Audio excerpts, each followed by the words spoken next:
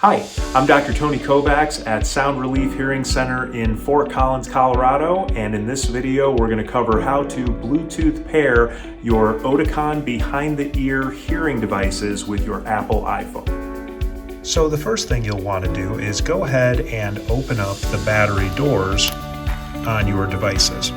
If you have rechargeable devices, go ahead and put the devices into the charger.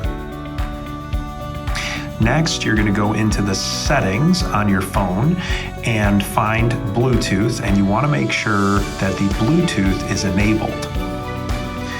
Go back to settings by touching settings in the upper left-hand corner, and now you're going to scroll down and you're going to find accessibility. Go ahead and tap accessibility, and then go ahead and scroll down until you see hearing devices. Tap hearing devices. Now that you see this little wheel spinning, that means that your phone is looking for your hearing devices. So what you'll do is go ahead and close the battery doors or take them out of the charger.